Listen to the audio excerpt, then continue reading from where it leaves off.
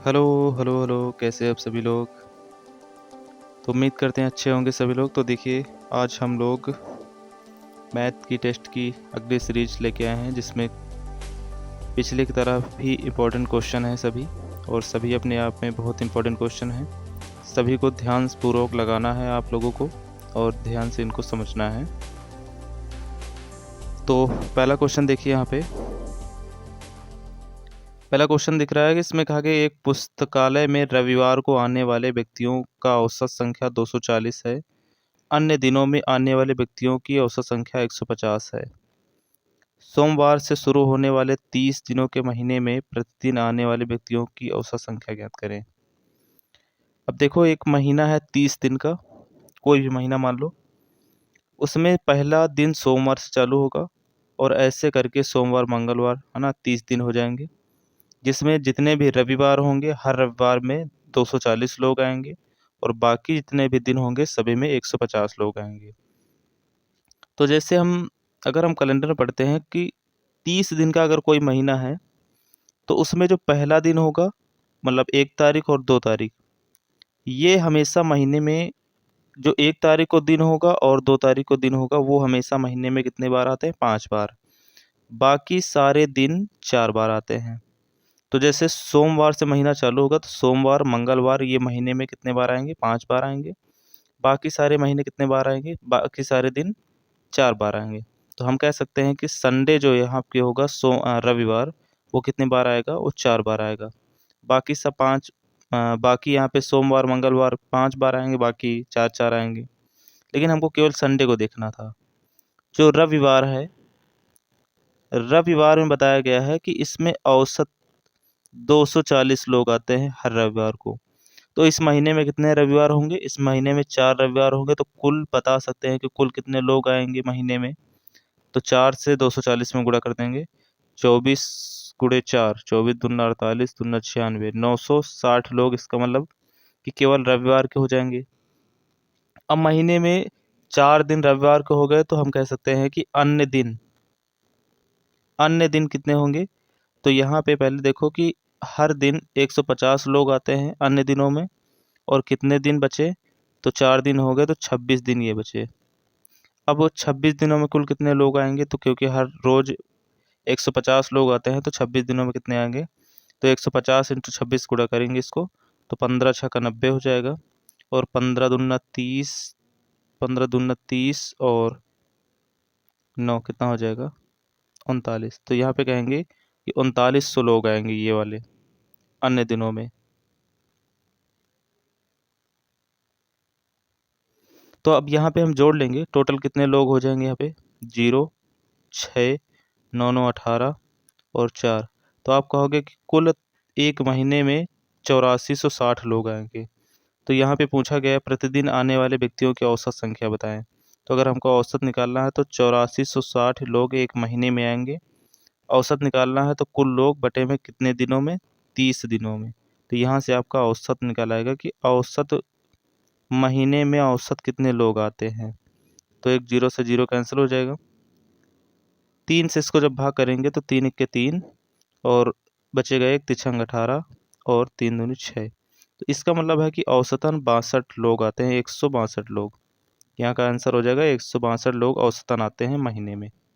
ठीक है, आगे होगा आप लोगों को समझ में। तो नेक्स्ट क्वेश्चन देखिए जल्दी से। अगला क्वेश्चन है एक नवधारा के चैप्टर से है। इसमें कहा गया कि एक मोटर बोट धारा की विपरीत दिशा में 33 किलोमीटर और धारा की दिशा में 21 किलोमीटर जाती है। शांत जल में मोटर बोट की चाल 25 किलोमीटर प्रति घंटा है, और धारा की चाल 3 किलोमीटर प्रति घंटा है। मोटर बोट द्वारा लिया गया कुल समय ज्ञात करें। समय निकालना, तो समय बराबर पता है क्या होता है? समय बराबर क्या होता है? टाइम। समय बराबर दूरी बटे चाल, डिस्टेंस अपॉन स्पीड। ये फार्मूला होता है, मतलब है कि दूरी को चाल से भाग करते हैं। तो इसमें कहा गया कि पहले देखो 33 किलोमीटर जाना है, ये दूरी हो गया, और किस चाल से जाना है? तो कहा गया कि 33 किलोमीटर जाना है विपरीत दिशा में। तो विपरीत दिशा में चाल क्या होती है? माइनस हो जाती है। नाव की चाल माइनस धारा की चाल। तो 25 में 3 माइनस कर दें, कितना आ जाएगा? 22 किलोमीटर प्रति घंटा। फिर कहा गया कि 21 किलोमीटर जाना है, धारा की दिशा में, तो धारा की दिशा में चाल जुड़ जाती है, 25 3 28 हो जाएगा। और कुल दूरी बटे चाल क्या होता है, कुल समय यहाँ से निकल आता है। ठीक, यहाँ से टोटल टाइम निकल आएगा आपका, दूरी बटे चाल हमने लगा दिया फार्मूला। 11 से काट देंगे इसको, 11 दूना 22 हो जाएगा, गेटते हैं 33, 7 चौक 28 और 7 रुक 21। इन दोनों को आप हल कर लेंगे तो यहाँ पे 4 बना लेते हैं, 2 से ऊपर नीचे गुणा करके। तो नीचे 2 से गुणा करना है, नीचे एलसीएम हो जाएगा 4, ऊपर 3 दूनी 6 और 9, तो 9 बटे 4, इसको भाग करेंगे तो 4 दूनी 8, 2 घंटे पूरे पूरे हो जाएगा। 1/4 घंटे बचेगा, तो 1/4 को जब 60 से गुणा करेंगे 1/4 बचेगा। इसको अगर हम 60 से गुणा करके मिनट में बदलेंगे तो काटेंगे कितना हो जाएगा, 15 चौको 60, तो 2 घंटे 15 मिनट इसका आंसर हो जाएगा। ठीक, 2 घंटे 15 मिनट।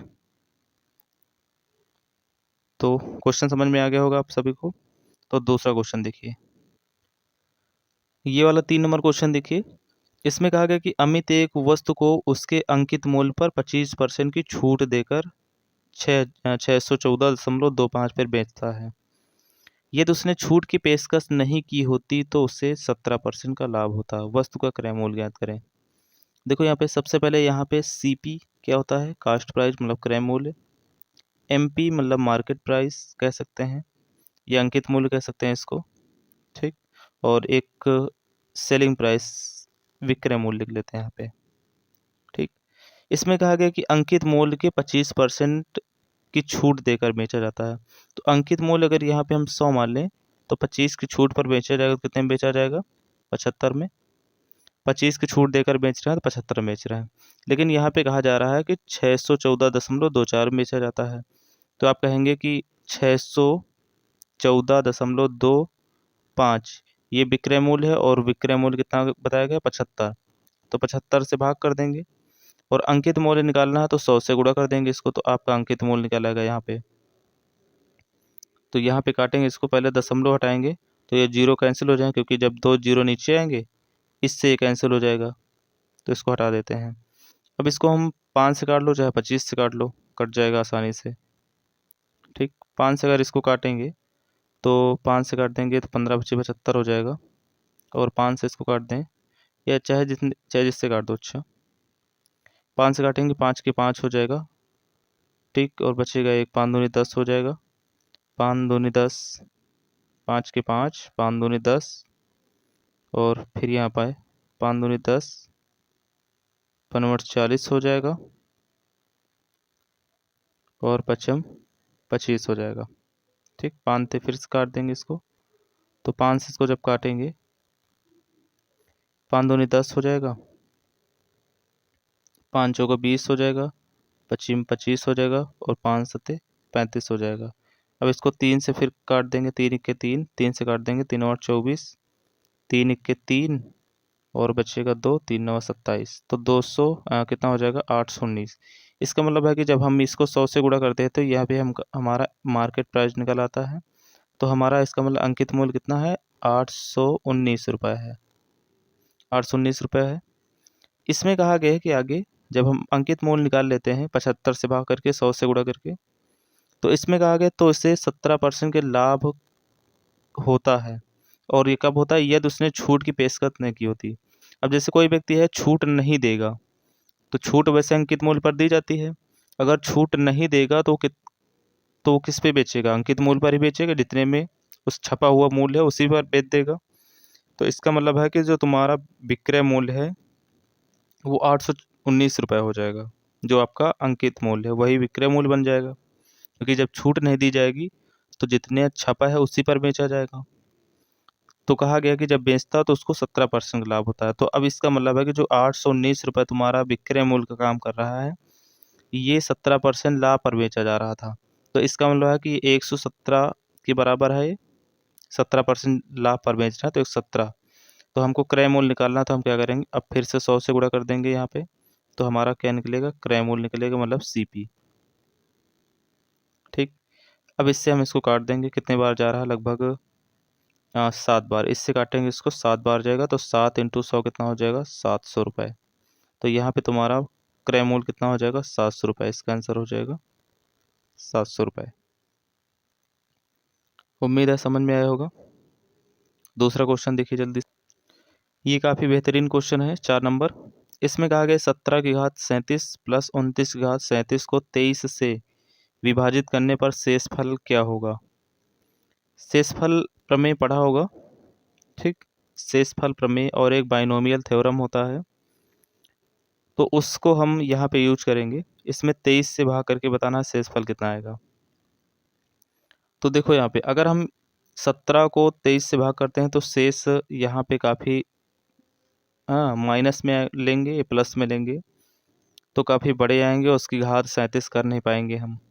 तो हम यहाँ पे बाइनोमियल थ्योरम का यूज करेंगे कि जैसे यहाँ पे लिखा है 17 की घात कितना लिखा है? 37 और प्लस 29 की घात कितना लिखा है यहाँ पे? 37। तो हमने यहाँ पे बताया था कि हम इसको जब देखें कि पावर सम है या विषम है, तो जब पावर विषम है तो यहाँ पे कर लेंगे हम 17 की घात 3 प्लस 29 की घात 3। और इसका फार्मूला सबको पता होता है कि ए क्यूब प्लस बी क्यूब का फार्मूला क्या होता है। तो एक ब्रैकेट में ए प्लस बी होता है, मतलब 17 प्लस 29 जरूर होता है, और दूसरे में इसी का स्क्वायर होता है। आगे आगे तो पता ही होता है कि A square plus B square minus A B, तो उसकी हमको ज़रूरत नहीं है। अगर इनको हम जोड़ते हैं तो जोड़ेंगे तो 9 7 16 6 हो जाएगा, और यहाँ पे 2 1 3 1 4 46 हो जाएगा।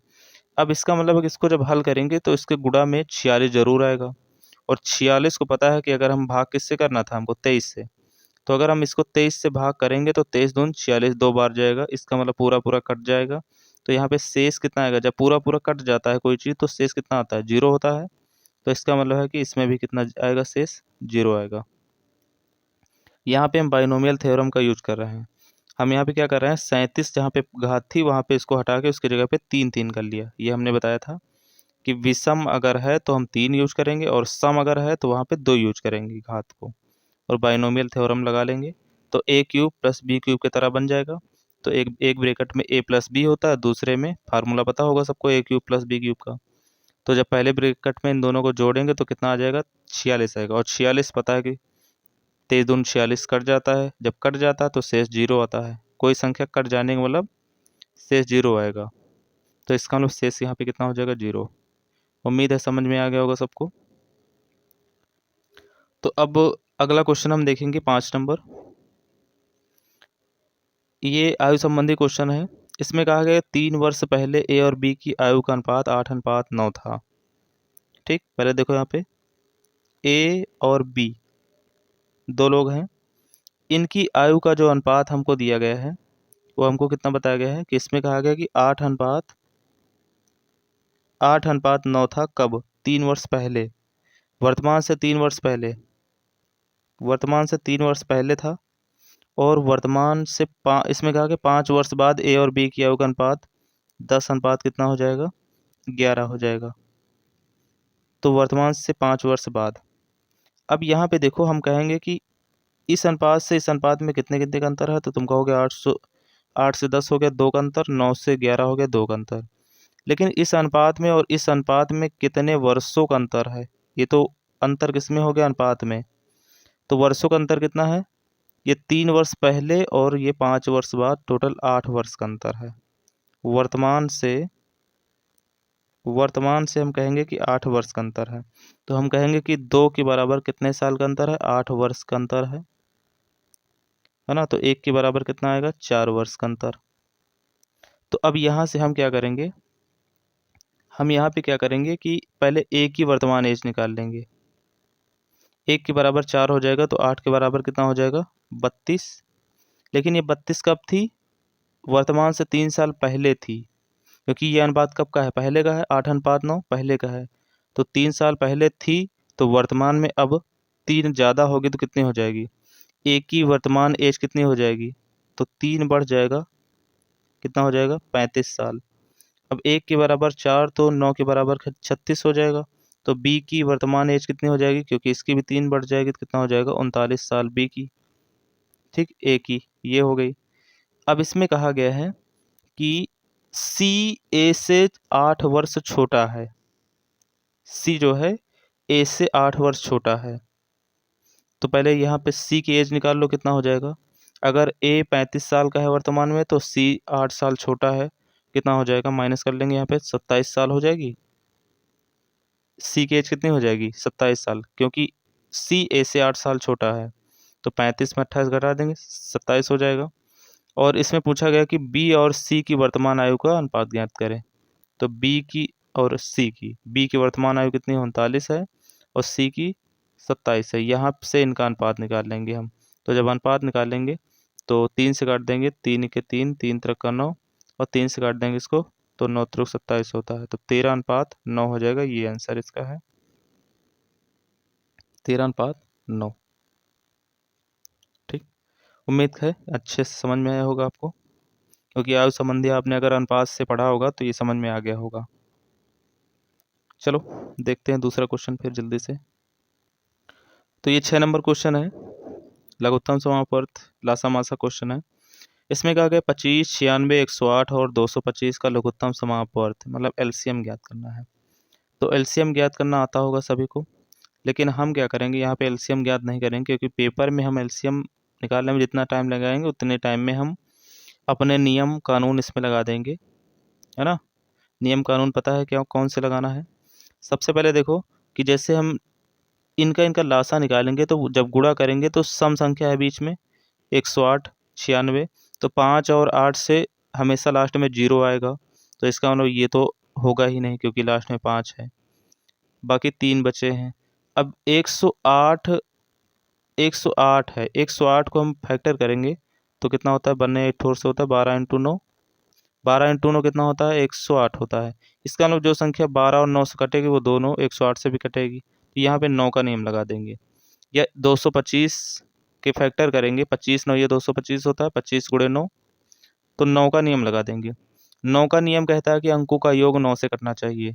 तो क्या बी वाले ऑप्शन में जोड़ो अंकों का योग, तो यहाँ पे 9 1 10 हो रहा है, ये कटेगा नहीं। यहाँ पे 9 और 1 10, 10 9 से कटता नहीं। डी ऑप्शन देखेंगे तो डी के अगर अंकों को जोड़ेंगे तो 1 5 6 हो जाएगा, 6 6 12, 12 3 15, 15 9 से कटता नहीं, ये भी गलत है। तुम्हारा सी ऑप्शन सही हो जाएगा, 216, क्योंकि अंकों का योग 6 2 8 1 9, 9 9 से कटता है और बाकी सब तो कटने वाले ही हैं। तो ये तुम्हारा सी ऑप्शन हो जाएगा इसका। देखिए नेक्स्ट क्वेश्चन। तो अगला ये क्वेश्चन है, काफ़ी इंपॉर्टेंट क्वेश्चन है, साधारण ब्याज से।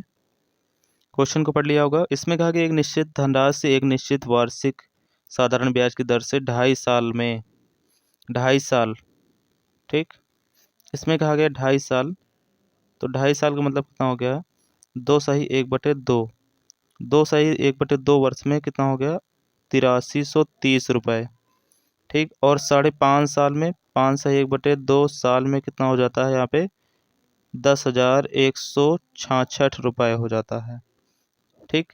तो इन क्वेश्चनों को अगर आपने ध्यान से पढ़ा होगा तो ये जो दिए होते हैं ये मिश्रधन होते हैं। मिश्रधन का मतलब है कि इसमें मूलधन होगा प्लस 5.5 साल का ब्याज होगा और इसमें 2.5 साल का ब्याज होगा। तो इनको जब माइनस करते हैं तो आधा आधा माइनस हो जाएगा, 5 में 2 जाएगा, 3 वर्ष आएगा यहाँ पे, कितना आएगा, 3 वर्ष। और यहाँ पे जब माइनस करेंगे इसमें तो 6 में 0 जाएगा 6, यहाँ 3 बचेगा, और यहाँ पे 11 में माइनस कर देंगे तो 8 3 11 हो जाएगा, और यहाँ बचेगा 1, तो 1836।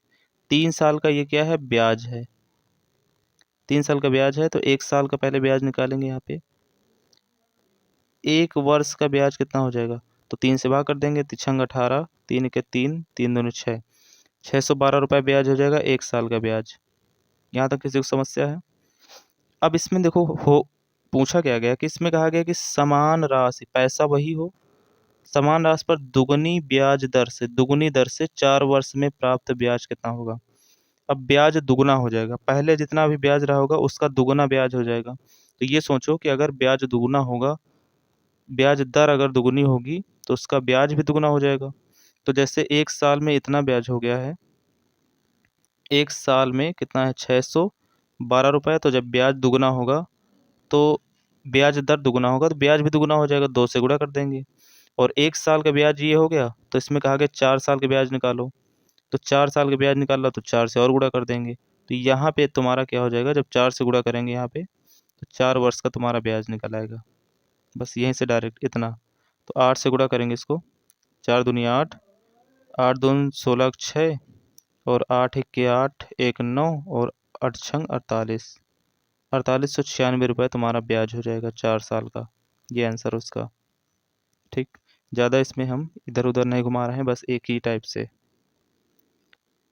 चलिए नेक्स्ट क्वेश्चन देखिए फिर जल्दी से। तो ये देखो, एक पाइप टंकी का क्वेश्चन काफ़ी इंपॉर्टेंट, काफ़ी ज़्यादा पूछा जाता है ये वाला। इसमें कहा गया कि 2 पाइप ए और बी, ठीक, क्वेश्चन पढ़ लिया होगा आपने। चलो हम बता देते हैं, एक बार पढ़ के बताते हैं कि 2 पाइप ए और बी क्रमशः 30 मिनट 40 मिनट में एक टंकी को भर सकते हैं, जबकि तीसरा पाइप सी प्रति मिनट 36 लीटर पानी निकाल सकता है। सी की क्षमता दी गई, सी का समय तो दिया नहीं गया। सी के बारे में बताया गया कि सी जो है प्रति मिनट मतलब 1 मिनट में 36 लीटर पानी निकाल सकता है। 1 मिनट में 36 लीटर पानी बाहर निकालेगा, ये इसकी क्षमता है, समय नहीं दिया। अब आगे कहा गया यदि सभी पाइप एक साथ खोले जाते हैं तो टंकी 1 घंटे में भर जाती है। अब देखो यहाँ पे इसमें कहा गया कि ए किसी टंकी को 30 मिनट में भर सकता है, ठीक, बी उसी टंकी को 40 मिनट में भर सकता है, और तीनों जब चलेंगे ए बी और सी, ये तीनों चलेंगे तो 1 घंटे में भर जाएगी। 1 घंटे मतलब 60 मिनट। ठीक, अब यहाँ से हम क्या करेंगे, यहाँ से हम पहले इन तीनों का लासा ले लेंगे। लासा लेके हम निकालते हैं कि कुल टंकी कितनी होगी, तो बताओगे 120। अब 120 हमारी 120 यूनिट की टंकी है। जब 30 से 120 को भाग करेंगे तो कितने बार जाएगा, 4 बार। 40 से भाग करेंगे तो 3 बार जाएगा, और 60 से भाग करेंगे तो 2 बार जाएगा। अब यहाँ देखो, ए की क्षमता कितनी निकल आई, 4, बी की क्षमता निकल आई 3, तो 7 ये हो गया।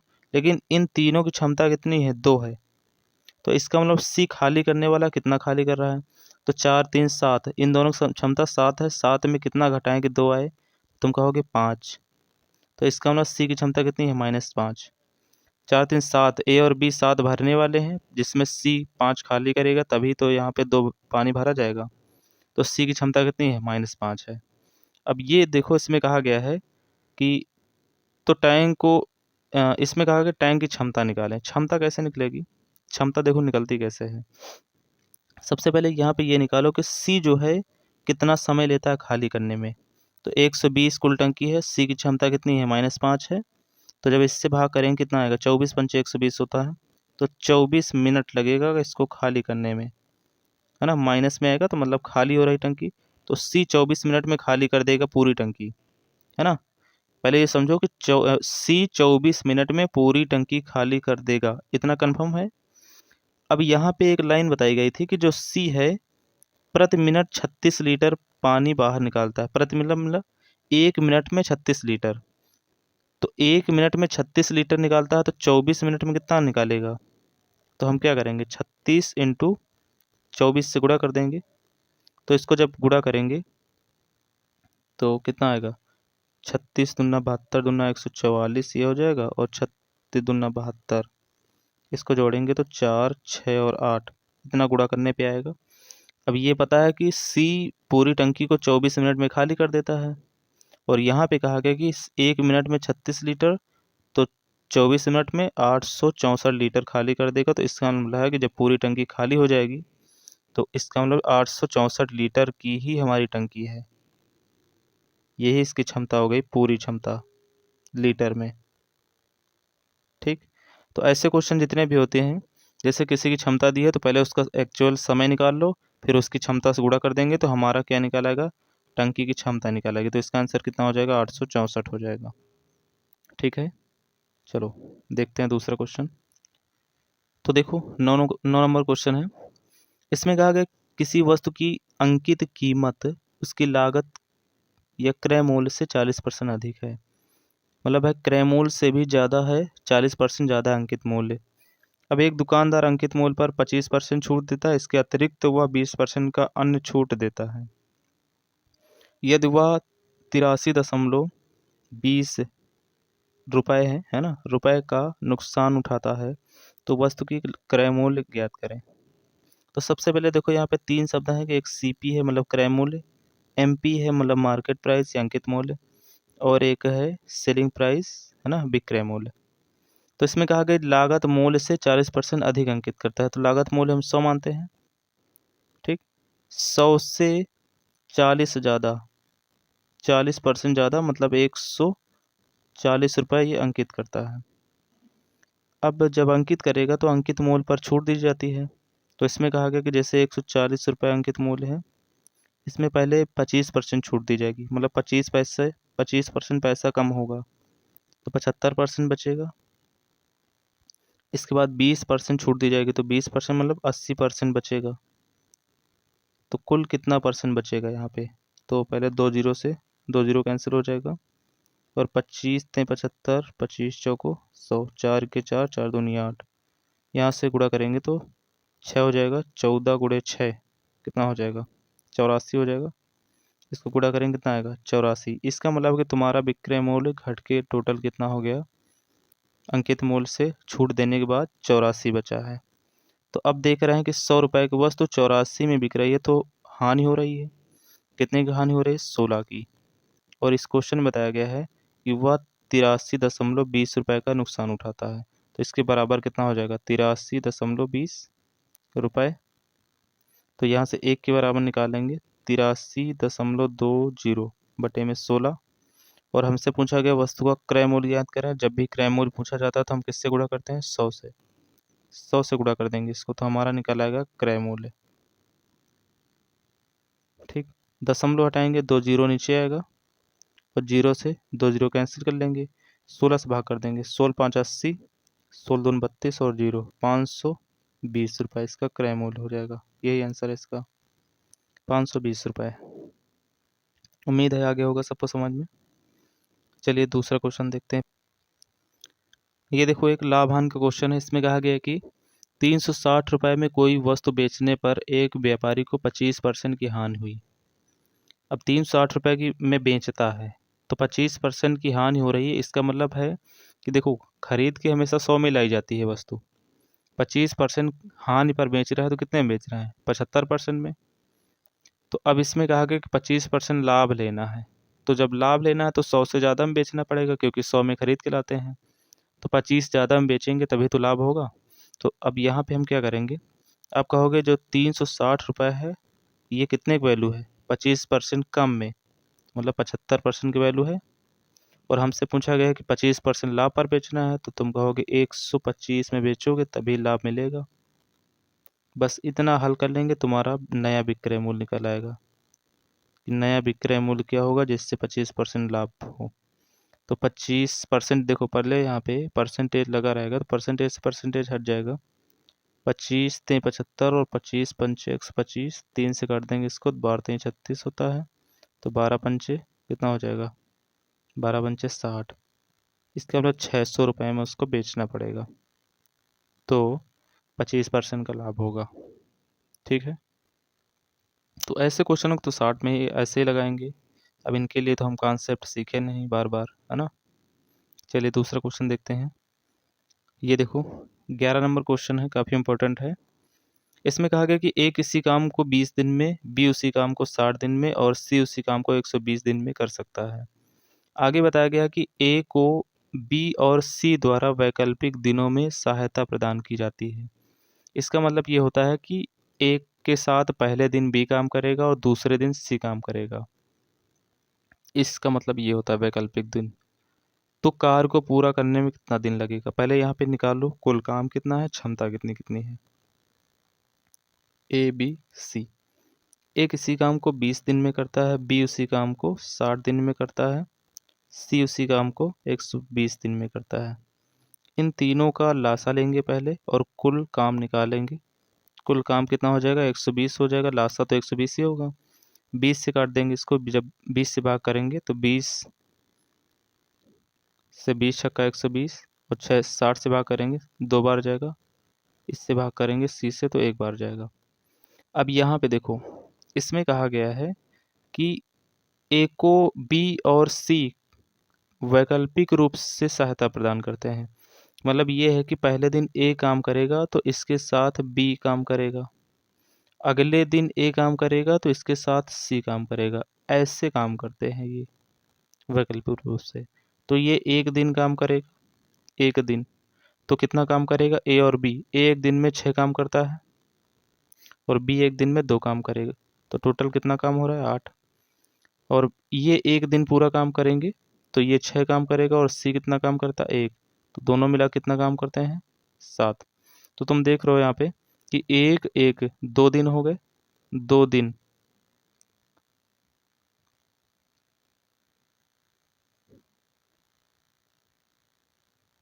दो दिन में 8 7 15 काम हो रहा है। बारी बारी से कह सकते हैं या वैकल्पिक रूप से 2 दिन में कितना काम हो रहा है 15 काम हो रहा है। काम कितना कराना है 120, तो यहाँ पे कितने से गुणा कर दें कि 120 हो जाए, तो तुम कहोगे यहाँ पे 15 अट्ठे 120 होता है, 8 से गुणा कर दो दोनों तरफ, तो 15 अट्ठे 120 काम हो जाएगा और यहाँ पे 8 दून 16 दिन हो जाएंगे। तो इसका मतलब है कि 16 दिन में 120 काम पूरा हो जाएगा, तो इसका आंसर कितना हो जाएगा 16 दिन। ठीक, ये वही बारी बारी वाले क्वेश्चन होते हैं, इनकी भाषा अलग लिख दी गई है। चलिए दूसरा क्वेश्चन देखते हैं।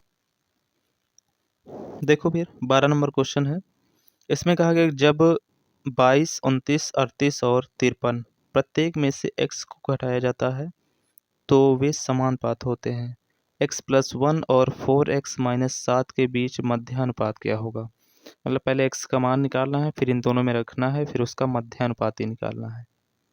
ठीक, तो ऐसे प्रश्नों को समानुपात बनाने के लिए हमको तरीका बताया जाता है कि सब में x को घटाओ पहले, उसके बाद उसको समानुपात बनाओ और उसको क्रॉस मल्टीप्लाई करो, है ना। हम इसमें आपको तरीका बताते हैं कि यहाँ पे क्या करना है पहले कि दो दूर दूर संख्या 22 और 53, 22 और 53 इन दोनों को गुणा करेंगे, कितना हो जाएगा 22 इंटू 53 माइनस अंदर वाली संख्याएं 29 इंटू 38, इतना कर लिया बटे में।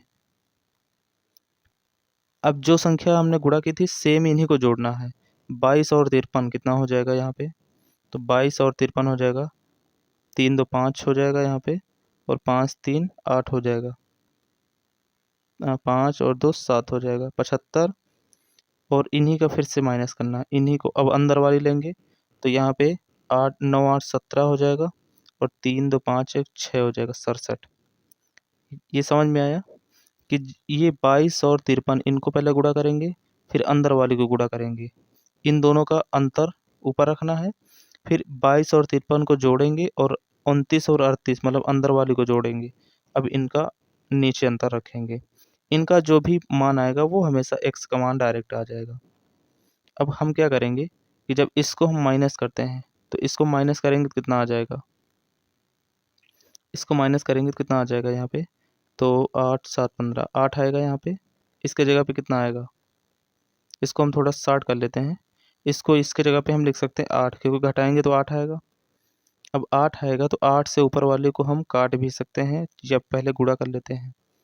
तो हम अगर इसको हम छोटा कर लेते हैं, 2 से काट देंगे, 2 से काट देंगे इसको 4, और 2 से काट देंगे इसको 11, इसको भी 2 से काट देते हैं 19। अब गुणा कर लेते हैं पहले इसको, तो 11 गेरते हैं 33, 11 5 55, गेरते हैं 33, 11 5 55, और 3 कितना हो जाएगा 58, माइनस 19 से गुणा कर देंगे, 19 नौया 171 हासिल 17, 19 दून 38, 38 10 48, और 7 कितना हो जाएगा 55, बटे में कितना है 4। अब ऊपर वाला माइनस करेंगे, 583 में 551 माइनस करेंगे तो कितना आ जाएगा, 3 में एक जाएगा 2, 8 में 5 जाएगा 3, बटे में 4, नीचे 4 है। अब 4 से भाग करेंगे तो कितना आ जाएगा 8। इसका मतलब है कि जो हमारा x का मान है वो कितना है 8 है। इसका मतलब है कि इन सभी संख्याओं में अगर हम 8 घटाएंगे तो ये समानुपाती हो जाएंगी। अब हमको निकालना है मध्यानुपाती। पहले इसमें x का मान रखेंगे तो 8 है कितना हो जाएगा 9, और इसमें रखेंगे तो 8 चौक 32, 32 में 7 घटाएं देंगे तो 32 में जब 7 घटाएंगे कितना आ जाएगा यहाँ पे 25।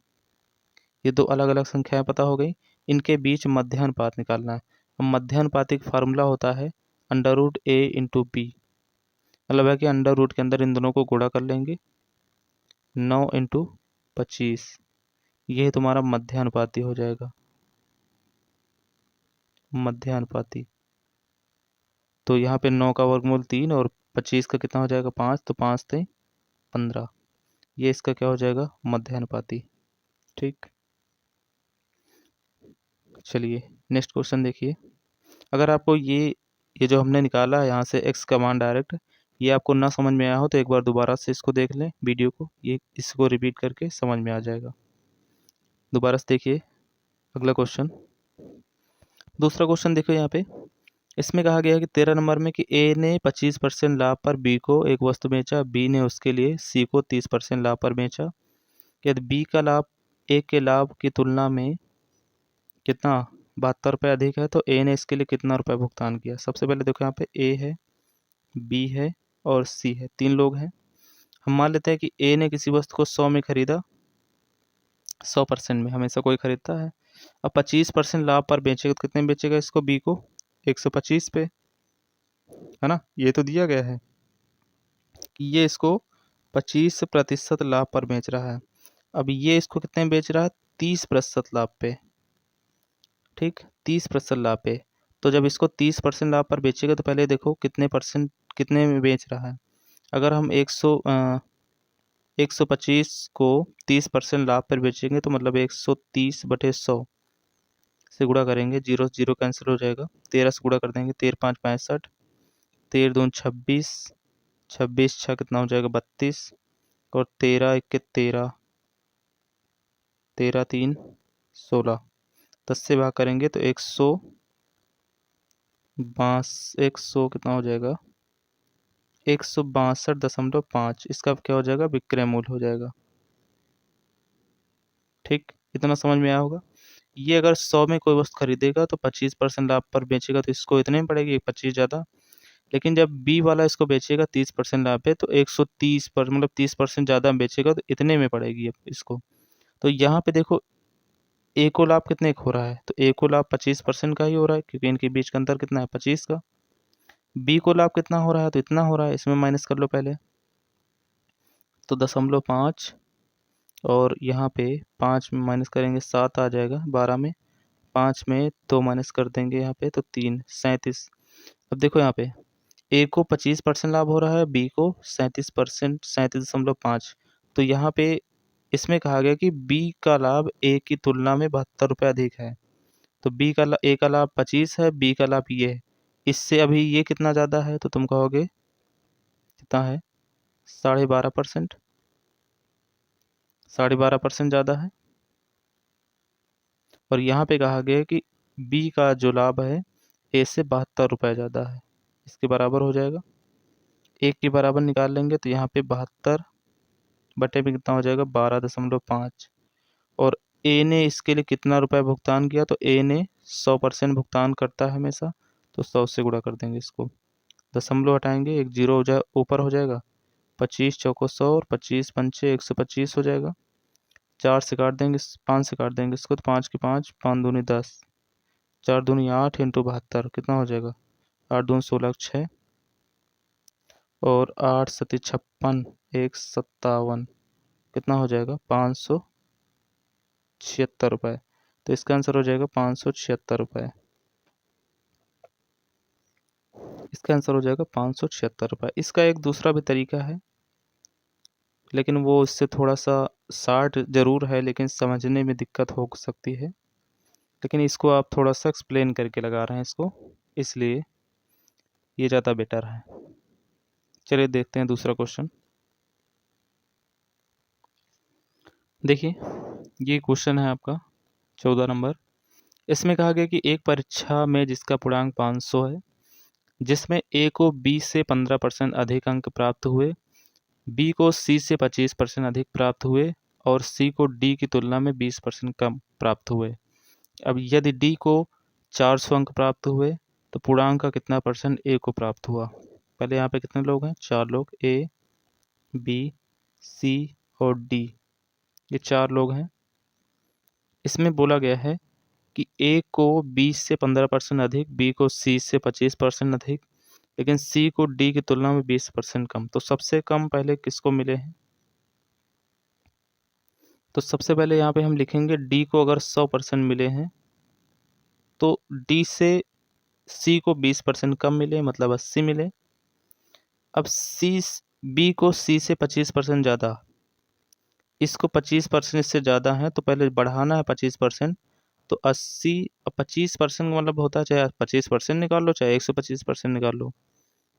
तो अगर हम इसका 25% निकालें, 25/100, तो 25 के 25, 25 चौको 100 होता है, 4 से काट देंगे, 20 आएगा। तो इसका मतलब 20 से ज़्यादा होगा तो कितना हो जाएगा इसका, 100 हो जाएगा। ठीक। अब इसमें कहा गया कि जो ए है, ए को बी से 15% ज़्यादा मिलता है।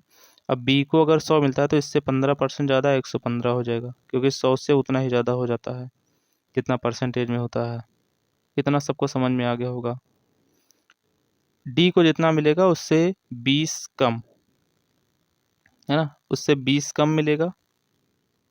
एक सेकेंड, 20% कम मिलेगा। सी से बी को 20, यहाँ पे कितने परसेंट ज़्यादा है, बी को 25% ज़्यादा, है ना, और ए को 20 से 15% ज़्यादा। तो उतना ही बढ़ाते चलते हैं यहाँ पे। अब इसमें कहा कि ए को डी को कितना मिलता है, डी को 400 मिलते हैं। तो इसका मतलब कितने गुना है, 4 गुना। तो ए के प्राप्तांक बताना, पहले ए का 4 गुना कर देंगे तो कितना हो जाएगा, 15 चौको 60, 460 अंक। इसका मतलब ए को 460 मिलते हैं, लेकिन हमको पूर्णांक बताना है तो पूर्णांक प्रतिशत में बताना है। तो 460 अंक मिलते हैं कितने पे, पूर्णांक कितने का है, 500 का है। परसेंटेज के लिए 100 से गुणा कर देते हैं तो ए के परसेंटेज में अंक निकल आएंगे। पहले 2 जीरो से 2 जीरो कैंसिल हो जाएगा। ठीक। और यहाँ पे क्या करेंगे, 5 से भाग कर देंगे इसको, 5×9 = 45, बचेगा यहाँ पे कितना, 1 हो जाएगा 10, 5×2 = 10। तो 92% इसका मतलब एक ही अंक है। एक अंक कितने हैं, 92%। चलिए आज के लिए इतना ही करते हैं। ठीक। और अभी यहाँ पे हमारे लगभग 9 या 11 के आसपास क्वेश्चन बचे हैं, जिसको हम दूसरे वीडियो में कवर करेंगे, क्योंकि वीडियो ज़्यादा लंबी हो जाएगी यहाँ पे फिर। ठीक। तो मिलते हैं नेक्स्ट वीडियो में, और ये क्वेश्चनों को आप बेहतरीन तरीके से तैयारी कर लेंगे। आज के लिए इतना ही, धन्यवाद।